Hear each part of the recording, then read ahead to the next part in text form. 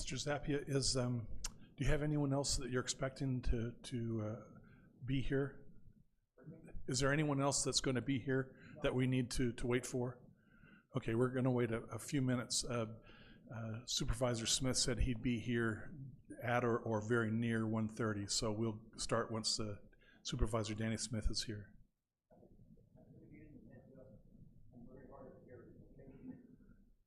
Okay. Very good. I'll be sure to speak into the microphone and speak slowly enough that that you'll be able to follow me easily. Okay, thank you. You're welcome.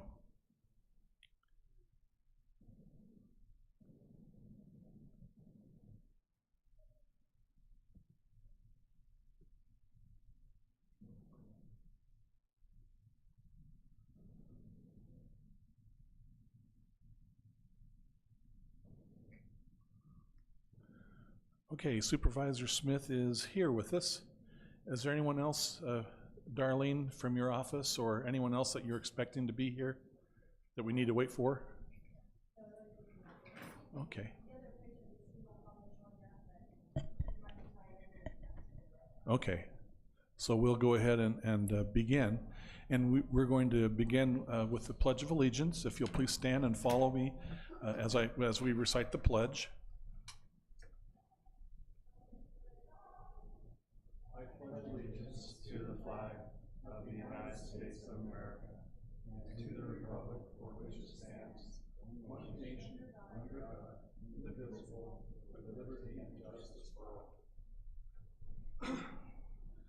Thank you very much. Board of Supervisors of Graham County is convening as the Board of Equalization to consider a petition for review of real property evaluation by Mr. Edmund Zappia. And this is his residence is 2020 West 18th Street in Safford. Just before we begin the hearing, I have two items of information.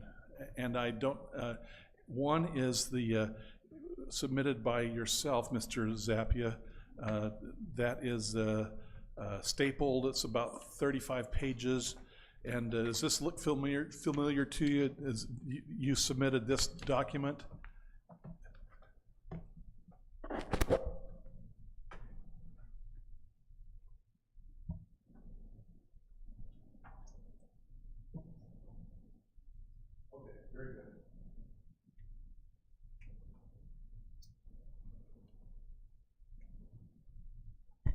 And the other is we received from Brett Bluth. The title is Graham County Board of Equalization Hearing. Is this something that was distributed to Mr. Zappia also? Okay. Yes, yes. And that is the what Mr. Bluth will discuss. And the fact that Mr. Zappia has just received that today makes it easier for me to allow this information that Mr. Zappia brought in with him, the additional information. It's looks like about a 12-page, maybe 24 sheet submittal called additional information, and you received that from the county manager, is that correct? Just a few minutes ago? Okay. Well, since I haven't had a chance to go through this, and so have a chance to go through the initial paperwork that's been submitted. So what we'll certainly this is evidence, but what we really want to do is verbally discuss and hear the arguments for and against the increase in the valuation. And so we'll depend mostly on oral arguments and an oral presentation. And the way we will proceed, I'm not an attorney. I don't pretend to be an attorney. I'm not a professional hearing officer. I'm a kid that grew up here in Graham County, and this is something that is part of my responsibilities. And so I will do the best I can, but I am not infallible. But what I thought we would do is have Mr. Zappia come up and make a presentation, and then we would have Mr. Bluth or Miss Alder from their office come up and make their presentation, and then give an opportunity for Mr. Zappia to discuss or to question or bring into question any of the statements, or to reinforce their argument in the form of, I guess it's an informal rebuttal. And then we would have the Board of Supervisors ask questions. Actually, the Board of Equalization, staffed by the supervisors, ask questions. And as I understand from our county manager, that we have 10 days that we do not have to come up with a finalization or a finding today, but by law we have up to 10 days to publish a finding and a final decision, although that does not mean that we can't do something today, that we have up to 10 days after the hearing. Any questions or concerns up to this point? I have the afternoon blocked out, but I think that there's a lot of attention spans diminish after a certain period of time. So I would just say if you can present your information in a timely fashion, and then that will be a lot easier for us to follow as we get into too many details. Not that we don't want you to present your case, but I prefer, I usually eat about 6 o'clock at night, and I'd like to be home for supper. So we'll go ahead and start Mr. Zappia. We do have the microphone there, and we are keeping a audio recording of this proceeding, this hearing. So even though you're a little bit removed from us, that is where you'll do your presentation. Are you ready?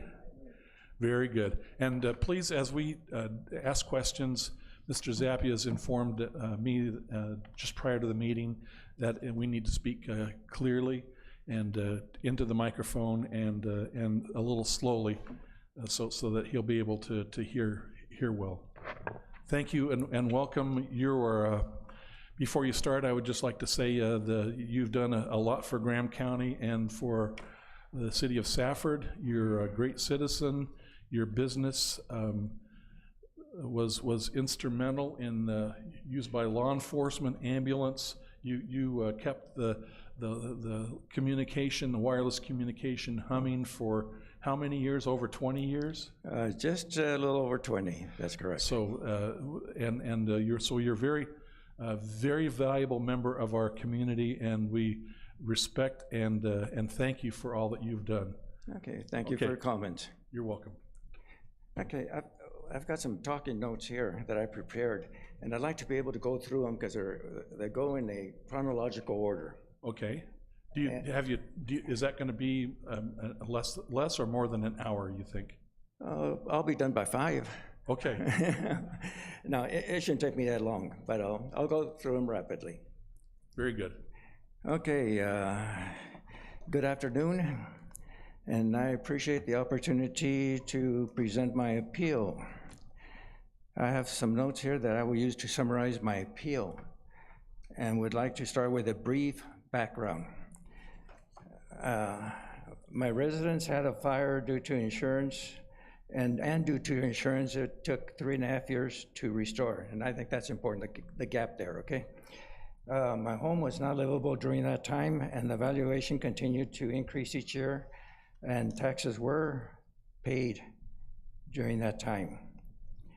And during that time, the valuation of the property increased over 100%. When I went to the assessor's office to inquire for the reason for the increase, I was given this document here, and I think it's in your packet, Exhibit A. And on Exhibit A, it states that 66% of the house was restored, and then it breaks down the items. windows, floor covering, and so on, that makes up the 66%.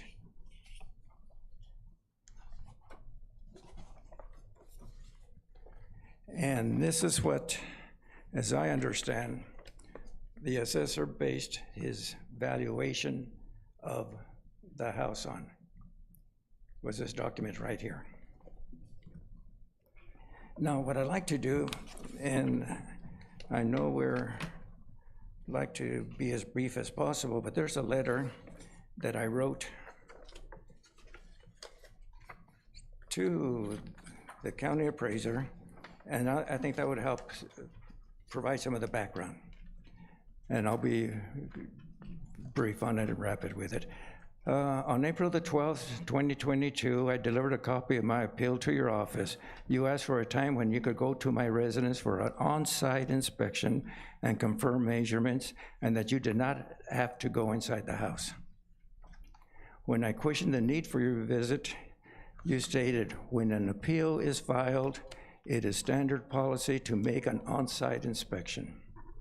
I believe that such a policy would only serve to discourage the use of the appeal process and should be known prior to an appeal being filed. On April the 18th, I received your voice message requesting to schedule a time for a complete inspection of my entire property, including the rest of the structures and inside your house.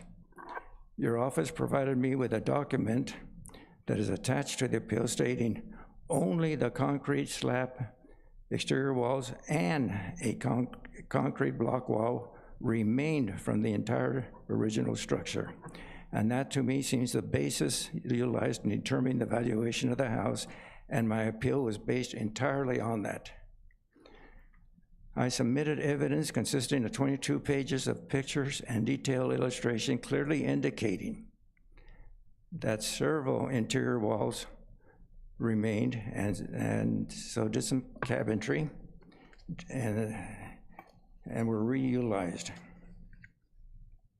It was my understanding that the appeal would remain focused on the valuation method utilized by the assessor, to which I responded to accordingly. It now appears that you're expanding the appeal to include all structures in the property, and I would prefer to keep the appeal contained to the valuation process utilized. Should you determine that my appeal cannot be considered as submitted, please let me know. Okay, that was the letter.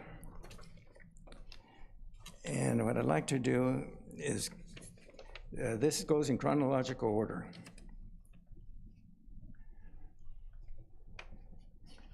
And the reason that I'm here today is because my appeal that I submitted to the assessor's appeal hearing was not taken into consideration. The appeal that I submitted was based entirely on the document that was given to me, which is Exhibit A, by the assessor's office as the basis. That was given to me as the basis for the amount of increase in valuation, and that utilizes the cost approach method of valuation, as I understand. Exhibit A states, only the concrete slab, exterior walls, and a concrete block wall, interior wall, remain from the original structure. Fact, all interior walls in the TV room, bar room, living room, dining room, AZ room, and the entry remained in place. All those walls remained in place and were protected during the restoration process. Fact, all the cabinetry in the bar room, TV room, living room, dining room, hallway, and the cabinets in one of the master bedrooms remain in place and were protected during the restoration process. Fact, all the floors in the bar room, TV room, living room remained in place and were protected during the restoration process. And those are listed in Exhibit A as being totally replaced. Pictures and sketches submitted in the appeal packet confirms these facts. During the restoration process of my home, the county appraiser visited and inspected the interior of my home 3 times. After several days of preparation, I presented my appeal at the hearing, the assessor's hearing. And it took me about 30 minutes of time to go into the detail, and I submitted 20 pages of sketches and pictures clearly showing faults contained in the assessor's valuation, this Exhibit A. Following my presentation, which is about 30 minutes in length, I was told, quote, "That document, Exhibit A, should never have been given to you. We apologize." However, it was given to me as the reason for the increase in valuation. That was the reason it was given to me. When I asked, why did the valuation go up? The document was handed to me. And ARS 42-11009 states that property owners are entitled to all documents in their file. Regardless, as a property owner, I was entitled to that document that I was told should never have been given to you. And that's what I based my entire appeal on. And that consisted of pictures, sketches, and a lot of measurements. Instead, I was given a different packet, which is this one right here. And I think it's in the package from the assessor's office. And this document, what it does, it goes through the sales approach comparison method. And then now became the new justification for the increase. And the document they originally gave me was totally discarded and was not considered. However, they still maintained the same amount of valuation they utilized in Exhibit A, even though they went somewhere else. Those properties selected by the assessor do not comply with the requirements of being similar, comparable, and within the same geographic area. One is located 7 miles away in Central.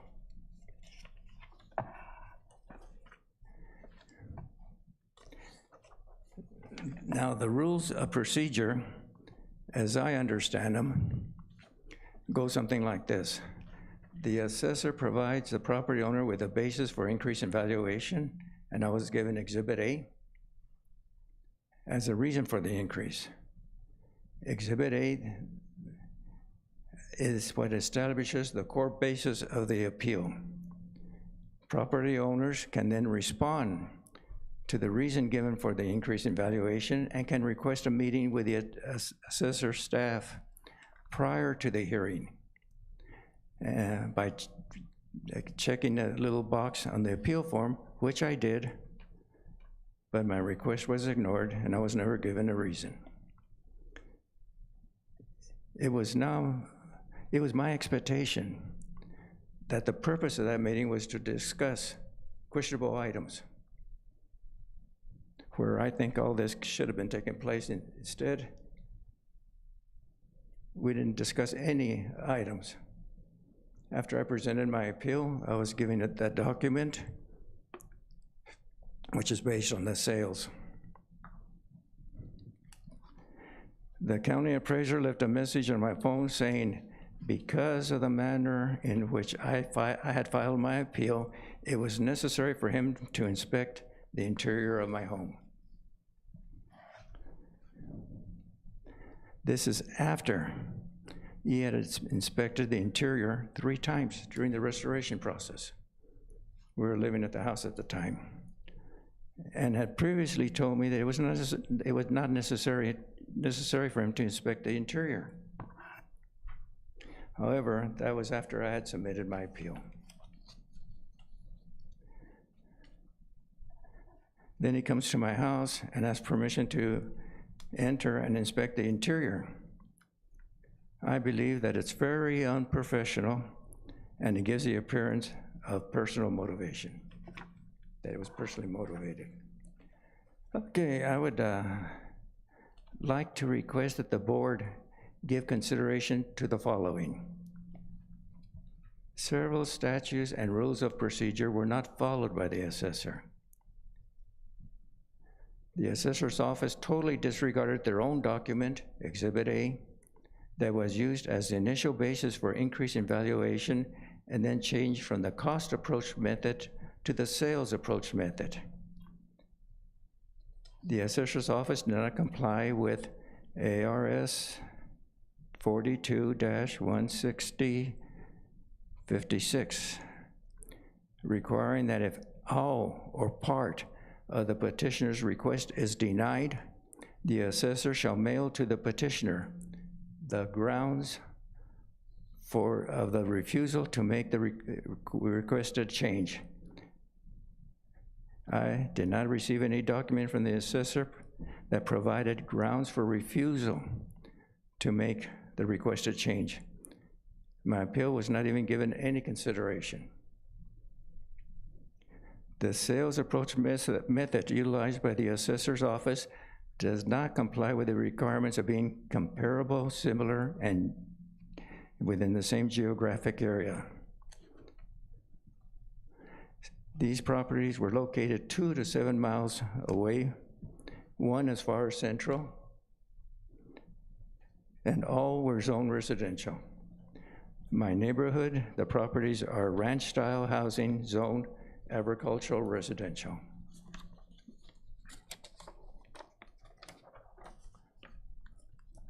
I believe that had the rules of procedure been followed, we would not be here today.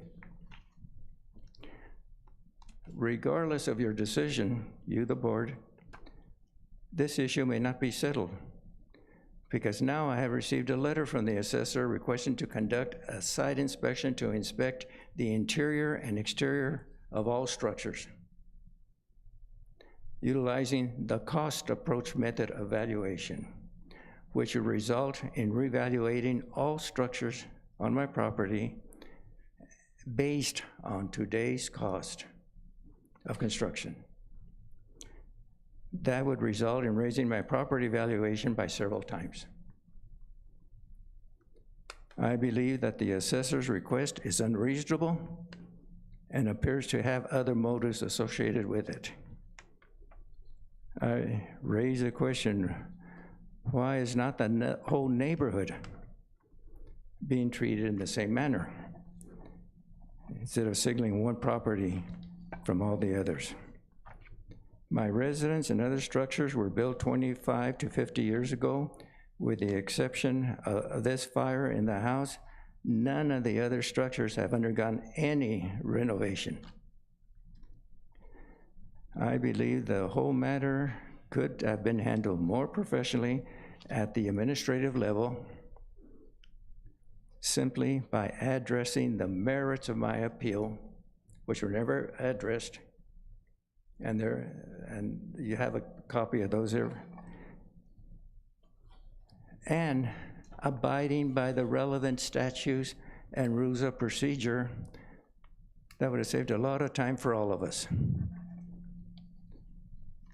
I would like to request the following from the board: that you take my appeal into consideration. The appeal that I submitted at the assessor's hearing, that's the only appeal I got, the one I submitted. It was not given any consideration by the assessor as required. That was my appeal, my only appeal. And now I'm asking the board to consider it. There's a lot of detail, 22 pages, but I think it clearly shows that the property was not properly valued.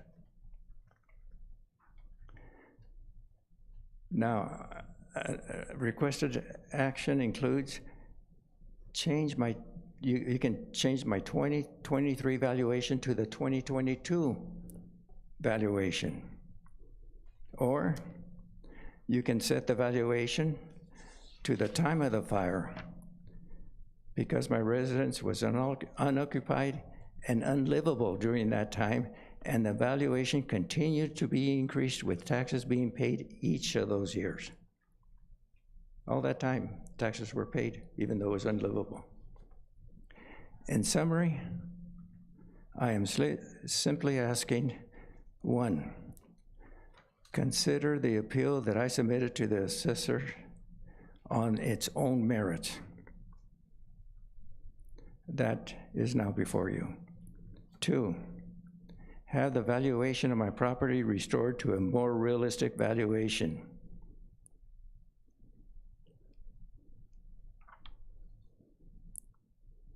And based on one of the opinions that I have submitted, that would restore my property to the same range as the neighborhood properties. 4, bring an end to this issue so we don't have to be visiting it again. I believe this matter should have been handled more professionally at the administrative level. That would have saved us all a lot of time. And at 83 years of age, I'm getting a little too old to fight these battles. That's it. And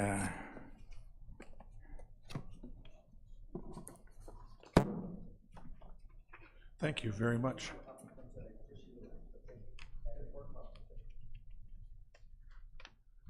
Thank you, Mr. Zappia. take my seat? Yes, and then Okay, thank you. very well done, and very clearly and professionally presented.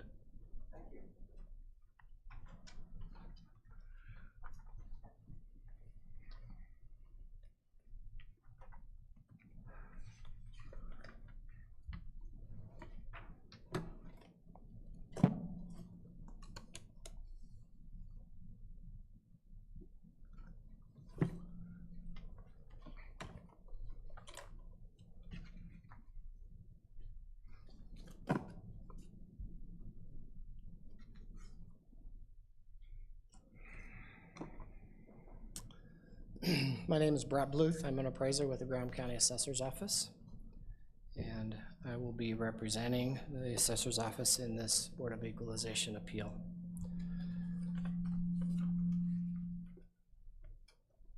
I'll try to make this brief. The subject property, the appellant that the appellant owns is on 18th Street in Safford, and I think we have an aerial of that that property right there. It was originally built, according to our records, in 1972. The full cash value for the assessor for 2023 is $275,457, which is roughly $94.72 per square foot. Just a moment, Brett. Can you hear okay? Okay, if you'll speak a A little closer. Is that better, Claude? Okay. Okay, thank you. Bet. Yeah, just don't hesitate if I'm not speaking loud enough. The $275,475 is based on the cost approach. This county is a cost approach county for the most part. Almost everything is valued per the cost approach. As the appellant indicated a little earlier, there was an extensive fire and a rebuild subsequent to the fire. And if you would turn with me, please, to page 2. I'll briefly introduce the cost approach and then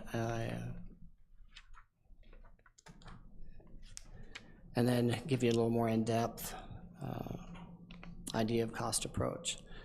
So in the cost approach, the value of the full cash value of a property is the land plus all of the buildings. And you see there's a breakdown at the bottom of page 2 for 2022 for the full cash value, and then the 2023 full cash value. Turning over to page, and I'll get back to the cost approach momentarily. Turning over to page 3 is a quick summary of the sales comparison approach. And I'll just go ahead and read that. In support of the $275,475 cost approach value estimate, I developed a sales comparison approach. The subject's estimated value from the sales comparison approach is $319,000, and I'll go through that shortly. When we have, what is at issue here is really the added value of the rebuild. That's where the disconnect between the appellant and the assessor's office lies. When we have something like this, when a property is rebuilt, one of the best ways to figure out that value or to estimate that value is let the market tell you what the value of a remodel, a rebuild is. And that's one of the reasons I developed a sales comparison approach in support of the cost approach. So if you turn to page 4 with me, again, as I mentioned, the full cash value of this appellant's property is the $275,000. And I have a statute here that I would like you to pay attention to, and it's statute 42-11-001, definitions. If you'll, I highlighted bullet point number 6, full cash value. Full cash value for property tax means the value determined by as prescribed by statute. If a statutory method is not prescribed, full cash value is synonymous with market value, which means the estimated value that is derived annually by using standard appraisal methods and techniques. Standard appraisal method and techniques, what that's in reference to for this particular case is the cost approach and the sales comparison approach.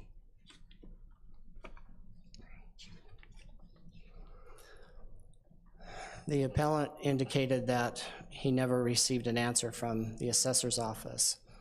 We had on the appeal itself, which is part of this document.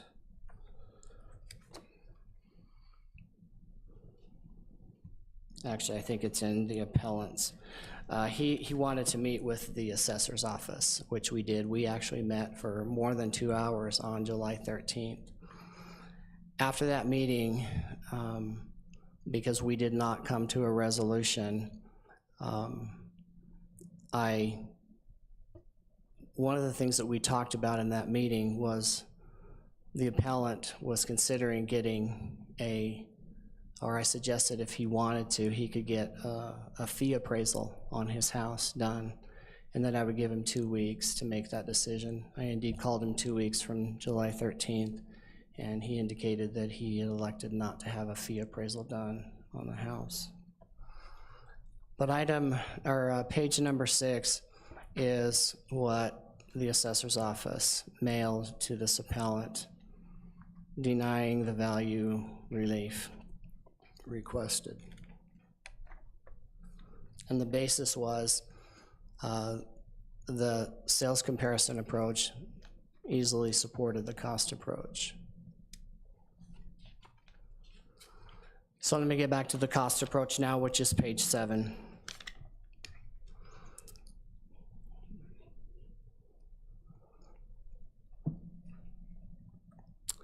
The extensive rebuild on the house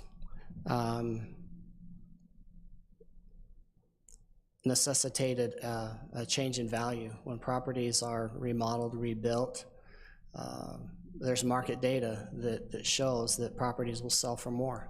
They're more valuable. And so to account for the extra added value of the rebuild, the subject property, the appellant's property, the quality ranking was changed from fair to average. And I'll demonstrate that, or I'll show you how, I'll support that by, if you'll look in subsequent pages. Page 8. Page 8 in the upper left-hand corner, that's tax year 2022. And this is the subject property. If we turn over to page 9, again, this is for tax year 2022. If we turn over to page 9, there's the fair quality ranking and the subsequent valuation. So if we turn a few pages back to the 2023 valuation of the subject property, which starts on page 16, upper left-hand corner, tax year 2023. Same structure, we call it improvement number 1 or structure number 1. You can see the quality ranking went to average.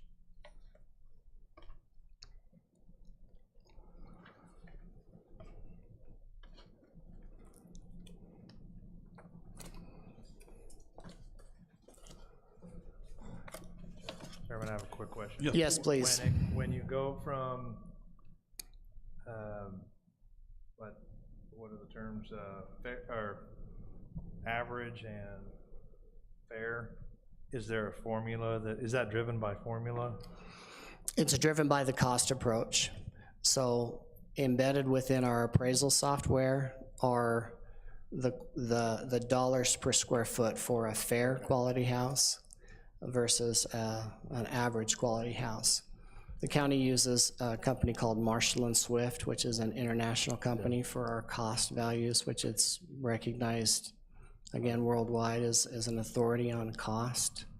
Got it, thank you. That. I have a question. Okay, another question, Mr. Bluth? So on what basis is that determination made, the average to fair? How do they determine that? So in Marshall & Swift, there's a description of the quality ranking and how those are derived. So if I could read that? Sure.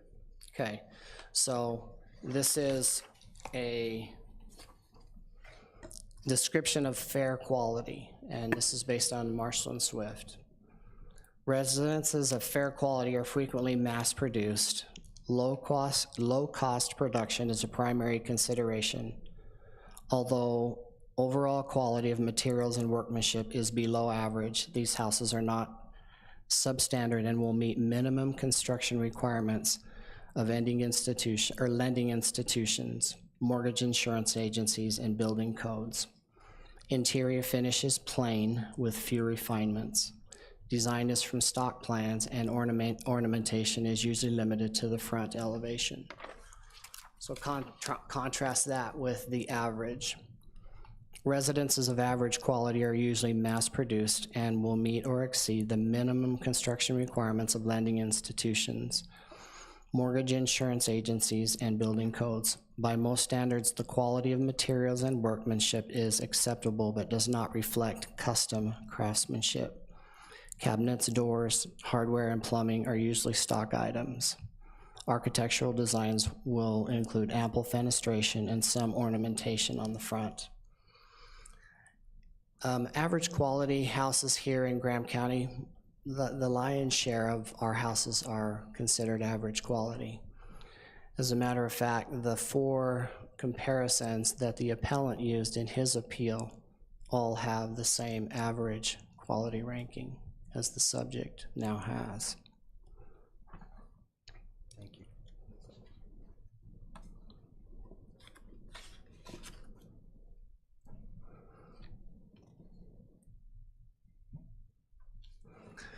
One of the other things that I'd like to point out in the cost approach too is, let me go ahead and move to the sales comparison approach. I'll address that issue in a second. So if you would turn with me well, before I get to let me go ahead and do this now.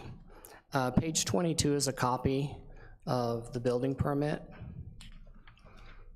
We get building permits from the various jurisdictions here in Graham County, And this is how we know when properties are changing in any way. Could even be a demolition of a property. But as you can see,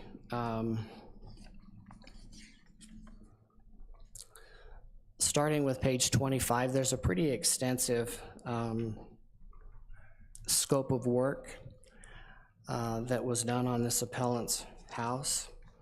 And I won't go through that, just so I can keep this rather brief, but I'd like to highlight maybe a couple of items on item 28, or I'm sorry, page 28 in the kitchen, granite countertops. That would not be a feature of a typical feature of a fair quality house. Looks like there's granite countertops in a dressing area. Page 30 is the contract price for the rebuild on the appellant's house. You can see it's $219,000. So a $219,000 rebuild on this house, quite extensive. You can see on page 33 the appellant's signature.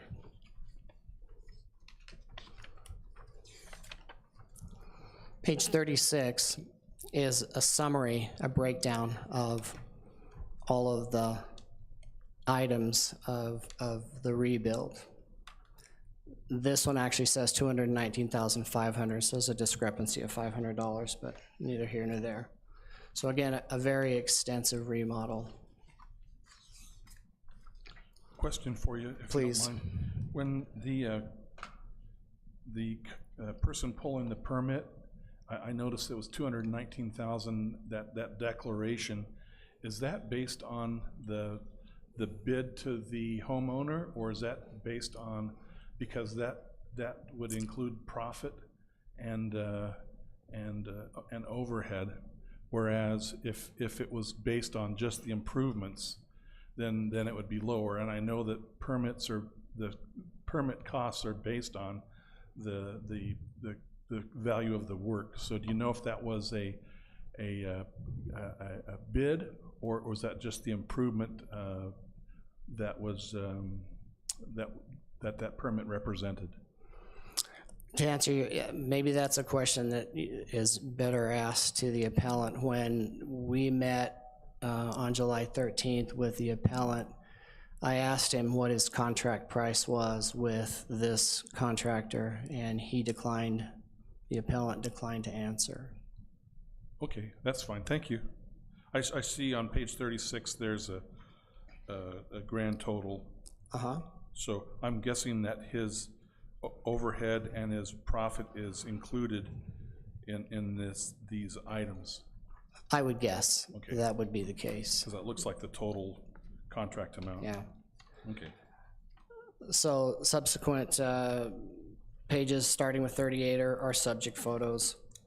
I did not see the finished product of construction. The appellant denied me access. And by the way, the only time I've requested access from the appellant to the interior of the house is because of the appeal. So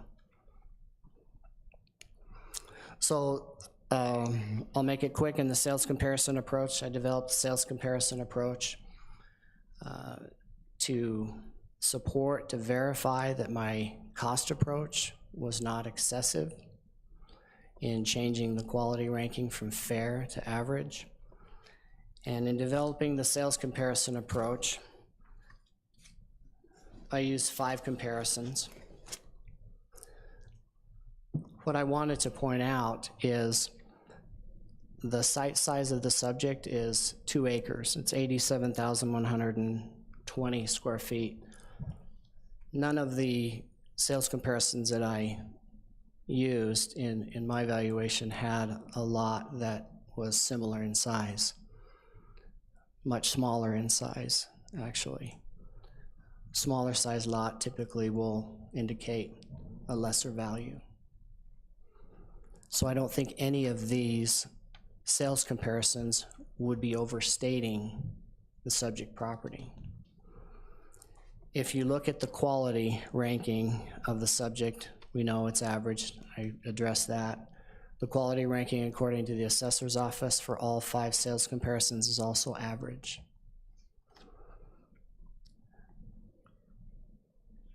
So the median price per square foot for these 5 sales comparisons, which, by the way, had all been updated, just like the subject had been.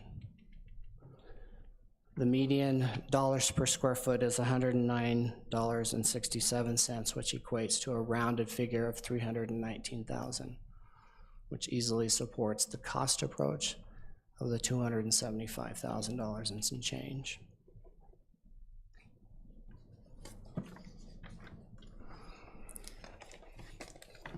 I would ask you to look at the photographs of the subject and of the sales comparisons. We already looked at the subject photographs, but the subsequent pages, starting with 46, are of the sales comparisons. If you look at those houses, they're not palaces. They're very average, very typical houses of what we have in Graham County. Now, in the sales comparison approach, you use what's sold. I wish that I had 5 sales all on 18th Street adjacent to Mr. Zappia's house. That I didn't find that. So we use what we can. And it is my opinion that all 5 of these sales comparisons are comparable to the subject property, with the exception of the land size. They are all older construction that have been rebuilt, remodeled.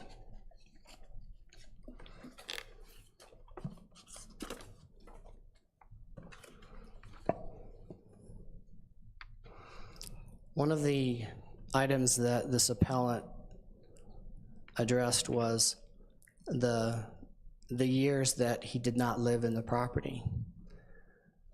Every year, according to our records, I looked it up, a notice of value was sent to this appellant. He had the opportunity each of those years that he did not occupy the property to appeal the property.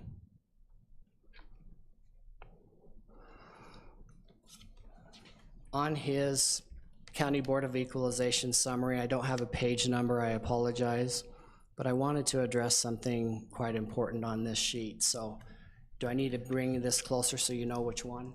Yeah.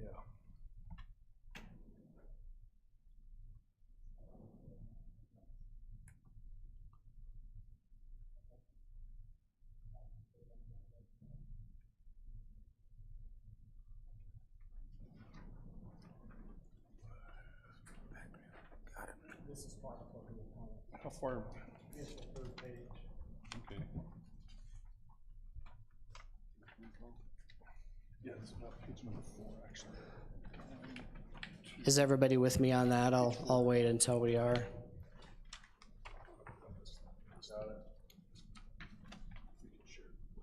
All right, let's go.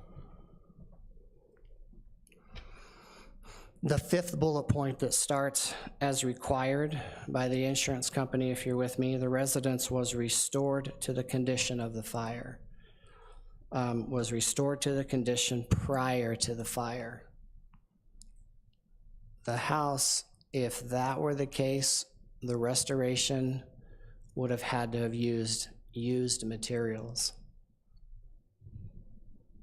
That indeed was not the case according to the appellant.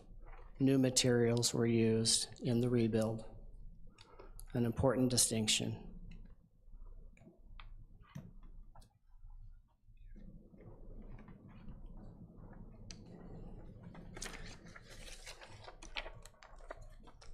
Does the board have any more questions? I do. Are you done with your presentation? Yes, I am. Okay. I'll go ahead and ask the first one on the page, your page 1, which is the subject information. Yes. And 2/3 of the way down, there's a limited property value of $158,559 with an asterisk senior freeze. So is it indeed true that Mr. Zappia's property taxes have been frozen at 158,000 since 2017. Yes, that's correct. So, He has an exemption filed with the assessor's office, and it's called a senior freeze. What the senior freeze does is freeze the limited property value. So it can never exceed full cash value. okay, well, with that explanation, so how does that apply to, so will his, let's say that, that the appeal is denied and the owner's opinion is $243,900 and the assessor's office is $275,000.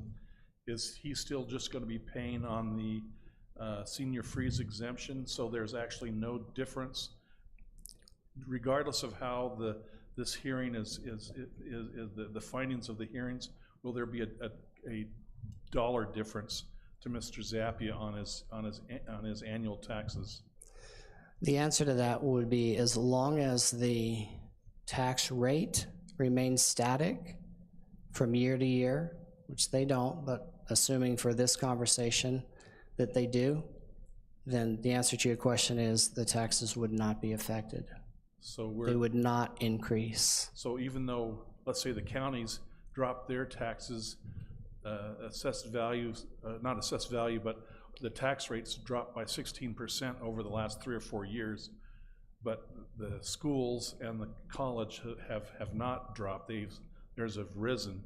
So from a county's perspective, as long as we aren't raising taxes, then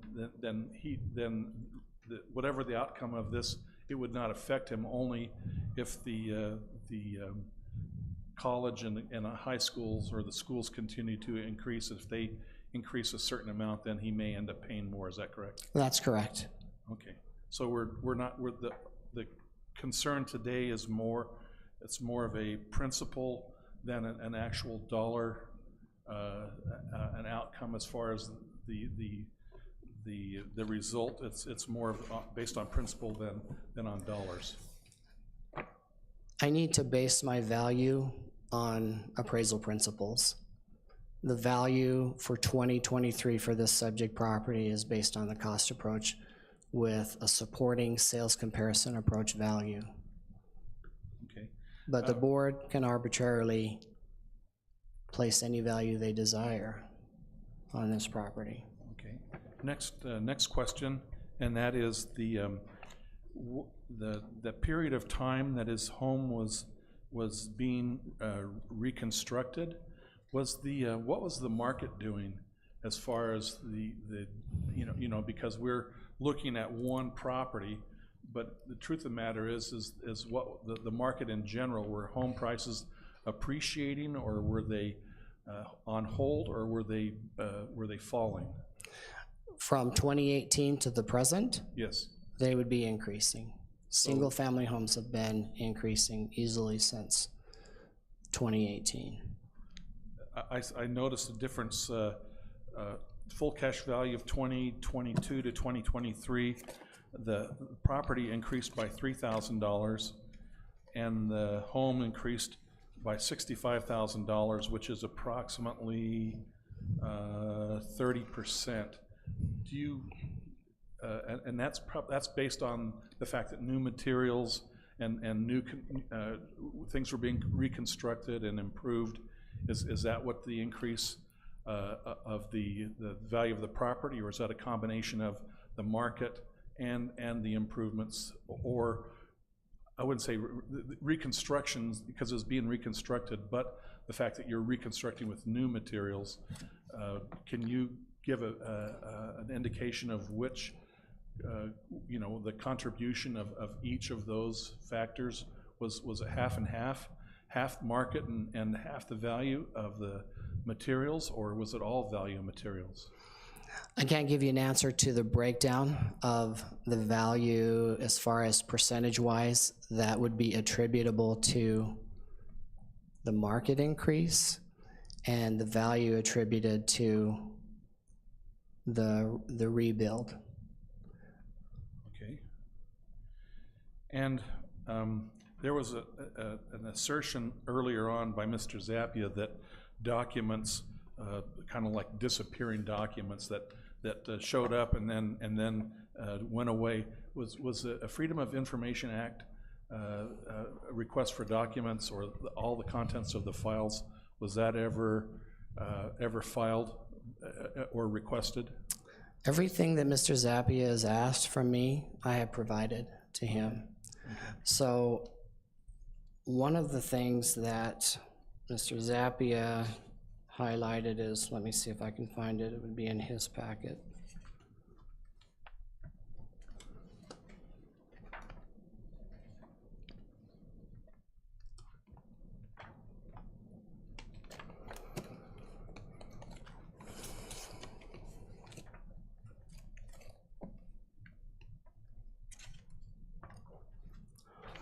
And by the way, I did go over why the value increased with Mr. Zappia in our level 1 meeting. In other words, I showed him that in 2022, his quality ranking was fair, and in 23, it went to average to account for the rebuild. Okay. Oh, here we go. Okay.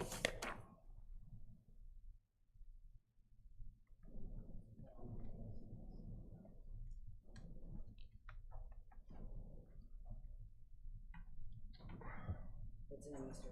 Zappia's packet. It's in the larger one. Actually, it's in the Okay, thank you.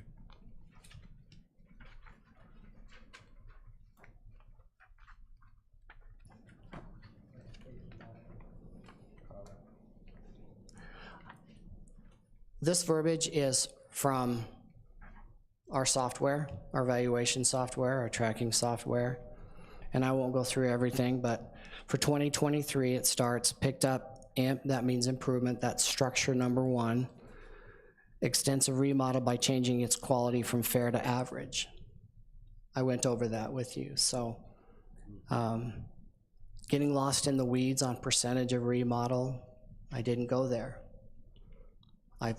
My opinion is with the value change that occurred going from fair to average was giving the benefit of the doubt to the appellant.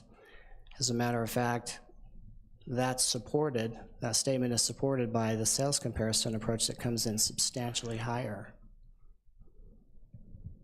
Danny?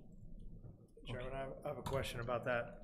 So, just to make sure I understand you A right. little closer to the mic, if you don't Just to mind. make sure I understand you right, the fair versus average values, that's really where the numbers are generated, not necessarily in whether you think that 70% of the home was remodeled or 66 or 60%?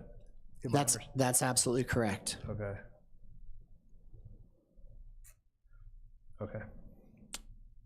Thank you. And the fact that there was an event that then triggered an evaluation, of course, you're evaluating all the neighborhood, all the homes in the county on an annual basis or semi-annual basis or every other year. I don't know your frequency, but an event like a fire and reconstruction does trigger or is one of those red flags.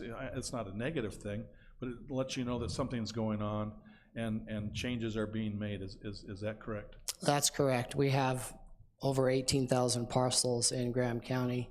They are not visited by the appraisers in the assessor's office annually. They are valued annually.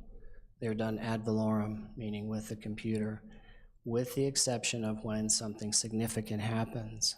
We get building permits. Sometimes we're just aware of a change in a property, a demolition, and that is when we do a site visit. Okay.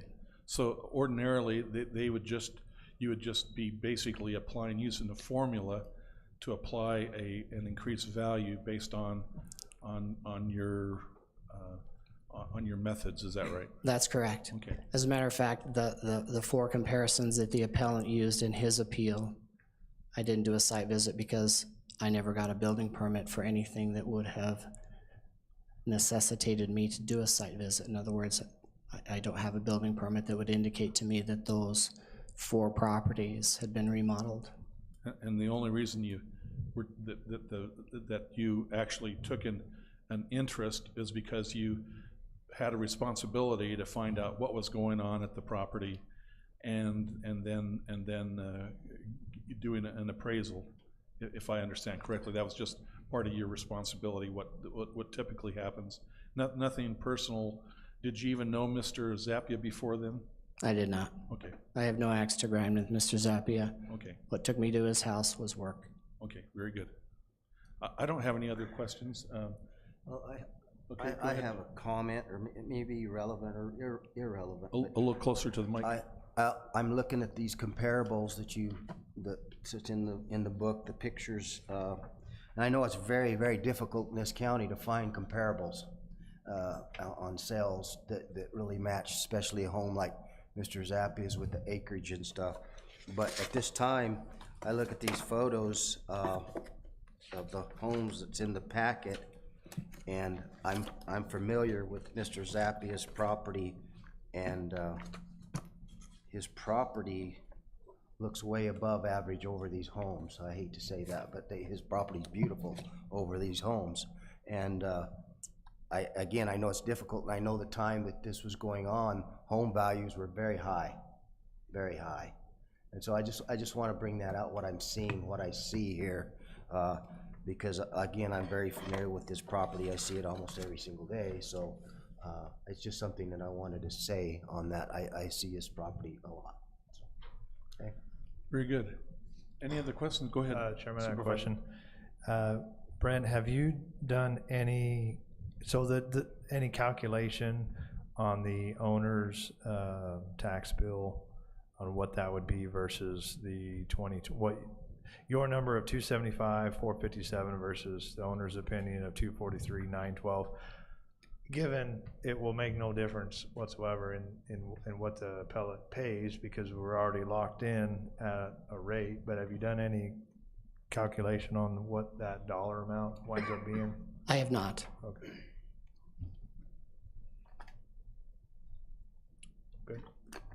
Okay, thank you very much, Brett. Why don't you stand by, because there'll be a rebuttal and, Yes. and possible questions from Mr. Zappia.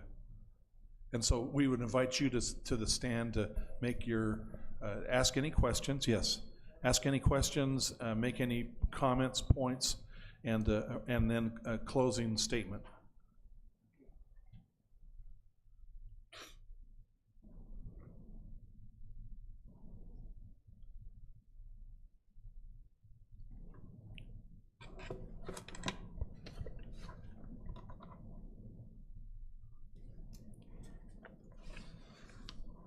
Okay, let me try to clarify my position, Okay? because I think we've lost it somewhere. All right. We are in the sales approach right now. And this whole thing started on the cost. That was a document given to me, the cost. And in the cost, it does have a 66% figure here. And then what I did is there's items in there that make up the 66%. Then they take their calculator, do their little magic there, and come up with a number. And that's where I understand the 275 comes from, is taking all those little items and adding them up. And what I think I presented, or attempted to present at the assessors meeting, were the details concerning that.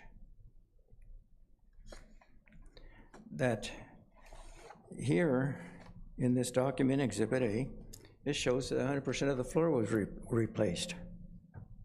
100% of the floor was not replaced. It says that 100% of the cabinets were replaced. 100% of the cabinets were not replaced. It said that most of the walls were replaced. That's not true. That's false. Okay, I based my entire appeal based on this document. not the sales, because I didn't have anything prior to coming up with my, I had this document, and that's the only document I had to work with. So then the horses were changed in the middle of the race. Now, if you take a look at valuation of neighborhood properties. Have you seen that? Yes. Okay, great. Okay, what I did there, I brought 4 properties that are directly across the street from me, which are very similar. Their acreage, same style home, built around the same time, comparable, within the same geographic area, and I listed from 2018 to 2023 the valuation of those homes.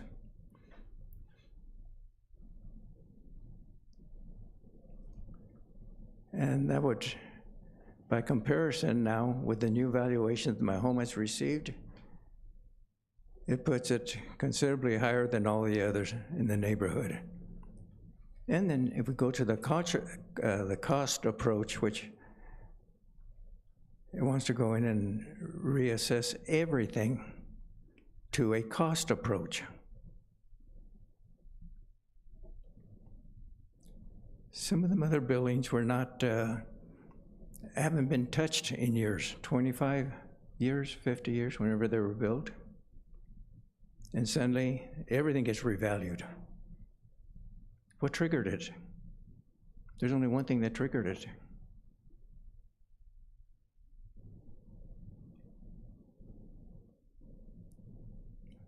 But it comes up with a figure 2, 3 times. Well, I'll interrupt just for a moment. And so you're saying 200 to 300%? Because actually the difference is about $25,000 or a little over 10% between your evaluation and his. And then, but you just said, 2 or 3 times, which is that, do you really mean 200, 300%? That's what I mean. Okay. And the reason for it, let me see if I can clarify that. Okay. The reason for it, let's take a couple of them auxiliary buildings which are there, other structures. Yes. They were built 25, 50 years ago. Suddenly, for I don't know what reason, they get revalued based on the cost method.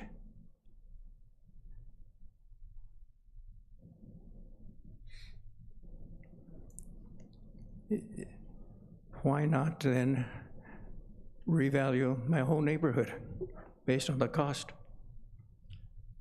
Well, your neighbors may not want you to issue that kind of a I challenge. know it, but they'd be here in large numbers. You'd have a full house. Anyway, that's the basis for is that this document, Exhibit A, is the whole basis. That's where that 275 comes from. Not from the sales approach, it comes from this document. That's what he used. And that is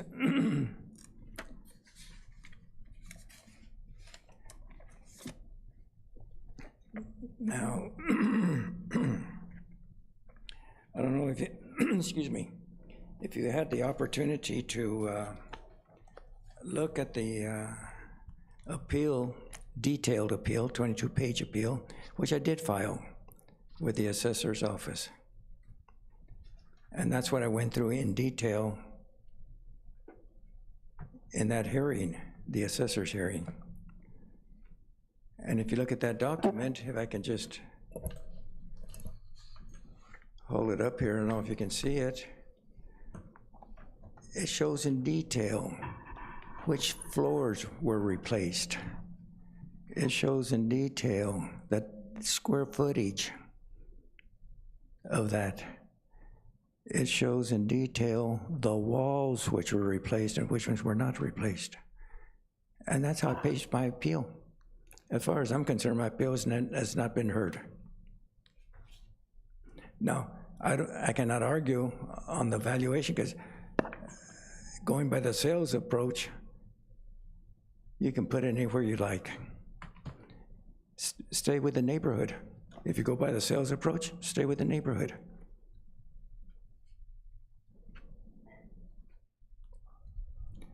Anyway, that's my position. And that the statutes, relevant statutes, were not followed. That's obvious. Had they been followed, if this thing had, this whole issue had gone the way it should have gone, in my opinion, this thing should have been settled with that little check mark. That's all. That little check mark. We should have gone to a table somewhere, gone over this document, and not even gone to an assessor's appeal.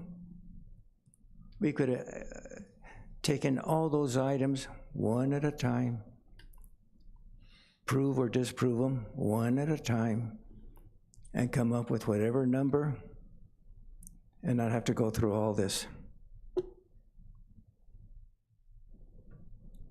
Okay. Chairman, Yes, unless you have some, I have some questions for Mr. Bluth. I did too. I was going to ask him to come up. If you're done, Mr. Oh, Zappi. okay, yeah, I'm done. Okay. I had just had a couple, but I'll let you lead. Okay.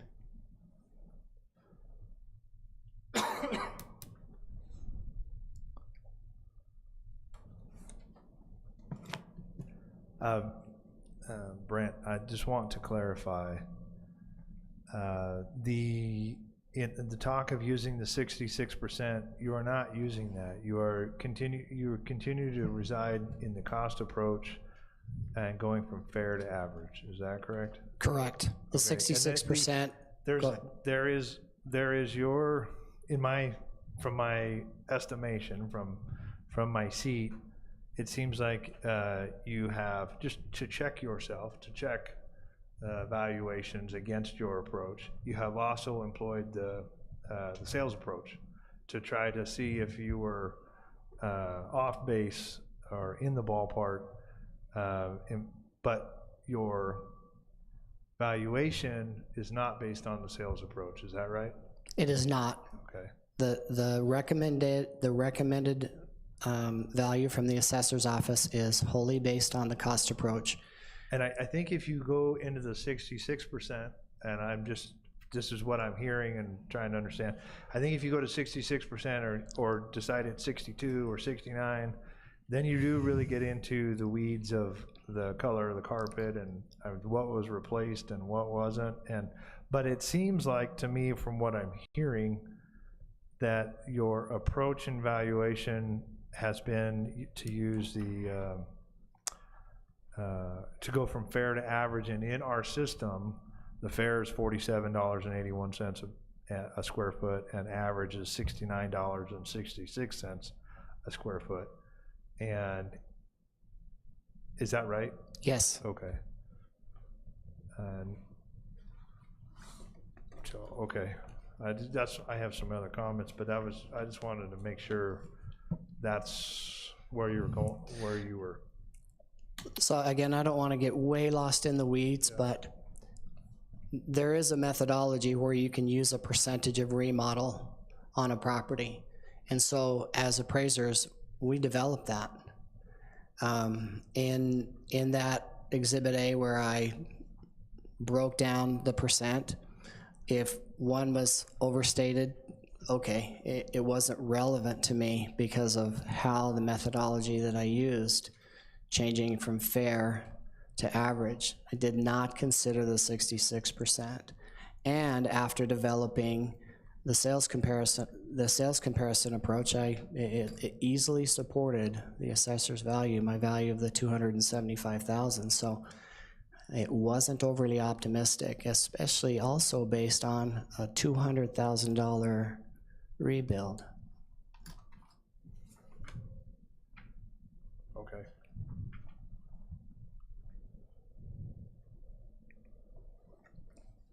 I guess my question, Brett, is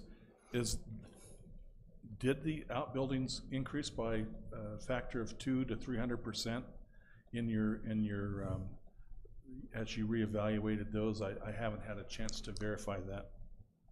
The only thing that was revalued by me from 22 to 23 was the single-family residence. We call that improvement 1, structure number 1.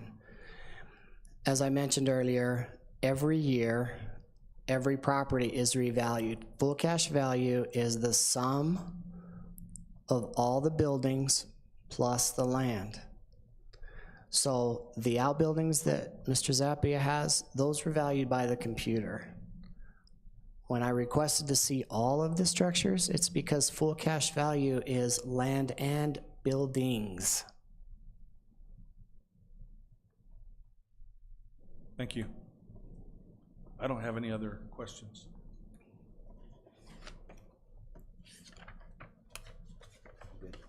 Okay.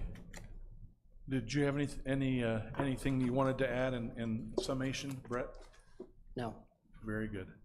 Well, as I indicated at the beginning of the hearing, is it the pleasure of the board to deliberate now and come up with a decision, or do you want to deliberate individually and then convey your findings to our county manager, or to me, and then I'll present those to the county manager? What's the correct procedure on that? How do you, when you have 10 days to up to 10 days, is there a process? Do you have to meet again as a group in public, or can you just give your opinion and then the consensus of the group or the majority is the final deciding factor? Mr. Chairman, historically, we've always decided in this meeting. So if we were going to do that otherwise, then I suppose you could all issue a statement to the chairman and we would go by majority, but I think it'd be more correct to do it now. In a public meeting, public hearing. I can deliberate now. Okay. I'm within, and what's your preference? Okay, That's fine. very good. I'll let you, we'll open deliberations and discussion among us. I'll start off, Mr. Zappia. Since I received this appeal, I've been very sympathetic, and I'm sorry about your house burning, almost all of it burning down. That is terrible. I didn't even know that. I don't know where I've been, but I missed that somehow in the news, or that's a terrible thing.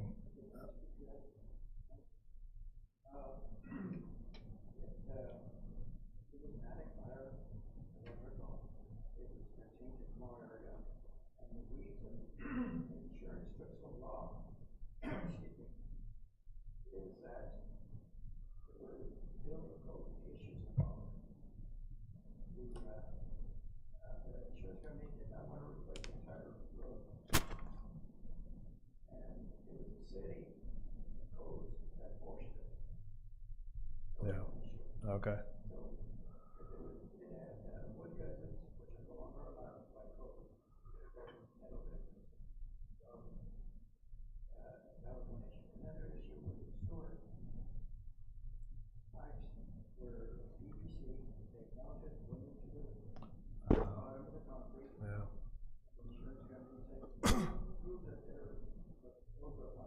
Yeah.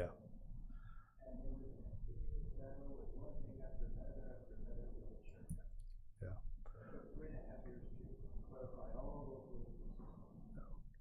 I am, I wouldn't wish that on anyone. That sounds terrible.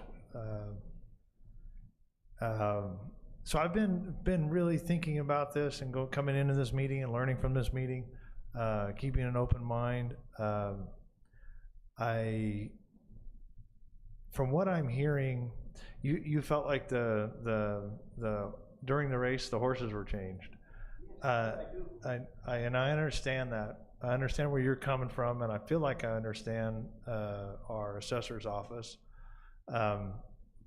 throughout the process, though, I feel like it has been based on the cost approach, except that here, there's been a sales approach as further, to further, check against the cost approach, or to justify, which is fine. To me, though, the difference in your property in the cost approach is going from fair at $47.81 to average at $69.66, creating this 11% difference. And of course, we know that your tax bill won't change, and that's good news. I'm happy that's in place already. That's great news. I think that if we're using the cost approach and we're using our software and what we justify everyone else's tax bill on, and we use that 4781 and the 6966, if we get off of come up with a new number in between, I think we're really out there.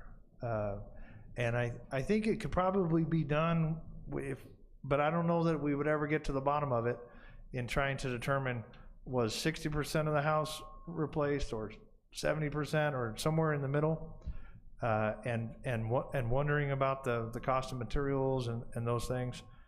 I feel like that could go on forever, and we could do this every day at 1:30. But yeah, so and here, this whole thing is just triggered because your house catches fire. Now you have a permit pulled. Now you have an estimate. Now you're having these repairs. Now our assessor is at your house knocking on the door, and here your neighbors don't move or sell. I've noticed. They like that. That 18th is a beautiful street, and here their values stay rather fixed, because they're not selling or moving or going anywhere, or they're not burning down and having the assessor show up. I'm really sympathetic, but at the same time, I don't think your tax bill changes. It's locked in, which is great news. And it's a sense of fairness in your mind. I understand that. And I just think if we pick a number between 4781 and 6966, we wind up, with nothing to justify it, or not as much to justify it as where we are right now. So that's my 2 cents. And I'll be glad to hear what you guys think. Thank you. Supervisor Howard, Vice Chairman. Just looking at this and looking at the different value here that's been valued, the 275, 457, owner's value 243,912, 31,645 difference. And then was saying that, and also that you have the senior freeze on. I may be a little naive on this whole subject and not understanding it all, but I don't see the relevant outcome would be damaging to go with the 223 notice value to you. Maybe somebody could explain to me that what this would do to your position as a homeowner when it does not, your taxes doesn't increase. I have that question in my mind. Why is this even a fight when your taxes are the same? So I look at all the approaches and it's explained on both sides. I understand all that part, but I just wonder the position we're setting in here, fighting over something that isn't really a money value out of your pocket. So I'm a little confused on that part. So that's what I have to say. Thanks. Yes, we'll bend the rules in your behalf and let you continue to say some words.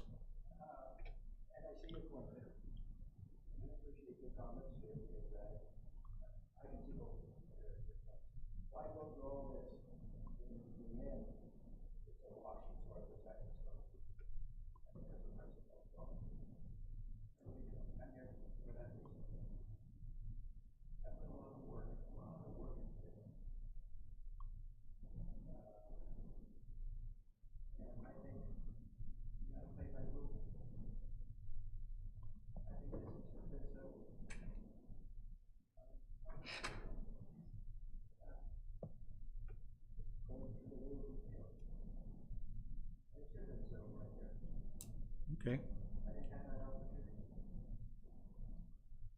Well, Mr. Zappia, none of the board were in your meetings with the assessor's office, so we can only, our information comes from you, and then the assurances from Brett and Darlene, Ms. Alder, that the procedures were followed. Their mistakes are made all the time, and so I am, and I'm not saying that mistakes were made in this case, but I'm just saying that to be human is to err from time to time. But my position is that just as you are in business, and when you had people representing you, and there was a discrepancy with the customer, you heard both sides. But you also, there's a responsibility to, if your employee is doing what you've trained them to do, what you've asked them to do, working to the best of their knowledge, even though there may be questions about their methods or fairness, I believe that it's important to, because I have no control over Mr. Bluth or Darlene. She's an elected official. She runs her department. She is the administrator. The only control that the Board of Supervisors has is at budget time and conversations that we have to say, let's be fair. Let's all serve the public as best we can. So we have teamwork. We have that appeal to fairness, and then budgetary constraints. But that's all and then when we have a hearing, we do exert some control or some oversight. Otherwise, they run their own department. But my experiences with Mr. Bluth,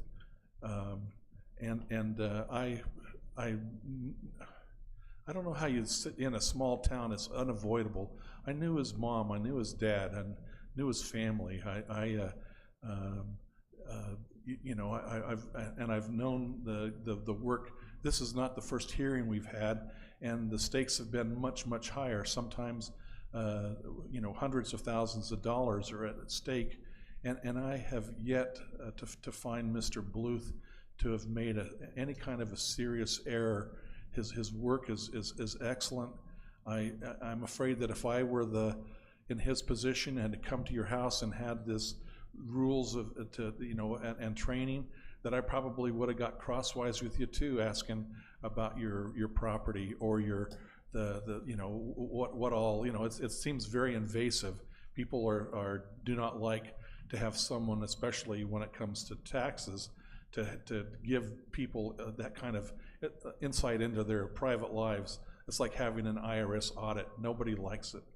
But I found Mr. Bluth and that office, to be fair, haven't always agreed, and we haven't always supported them. But in this case, I feel like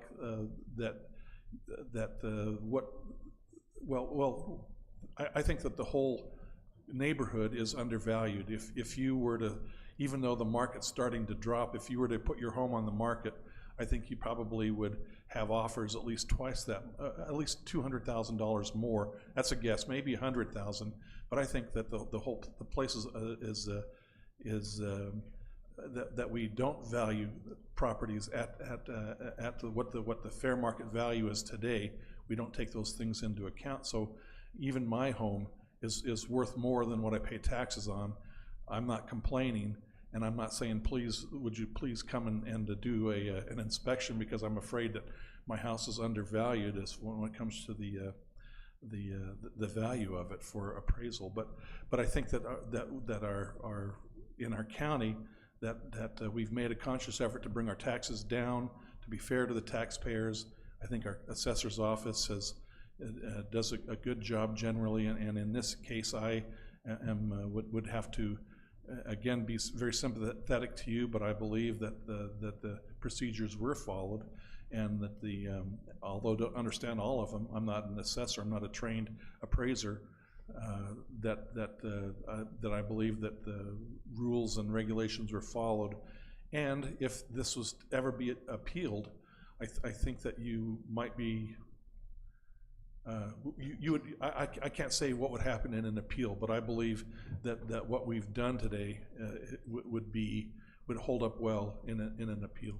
And so I haven't called for a vote or a motion, but I'll go ahead and entertain a motion with that explanation for either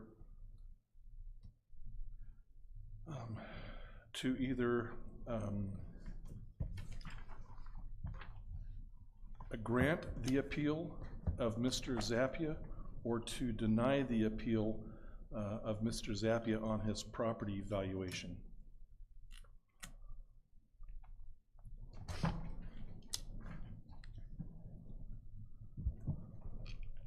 Looking at me,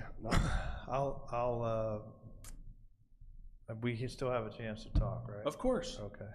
All right, I'll make a motion to deny the appeal. And I will second that. Okay. You want to say anything about your votes other than what you've already? Okay. I'll just say I hate the feeling that Mr. Zappia has that there's on principle or that something wasn't fair. I feel like there's a misunderstanding on how the numbers are devised, and it went on too long. And I appreciate all of your work, all of your thought and kindness in your approach and everything that you said. Thank you. I'll go ahead and thank you for those words representing the feelings of the whole board. And I'll go ahead and also vote to deny the appeal. And so the Board of Equalization finds that the appeal is not supported by the facts presented, and so we'll deny that. And I don't know, is there a next step as far as appealing the Board of Equalization's hearings if Mr. Zappia feels so inclined? Mr. Chairman, there is a step to the state office. Escapes me right now, help me with tax court. So there's an appeal to that process. Very good. Well, thank you for your time today. Thanks for your civility. And so this board is adjourned.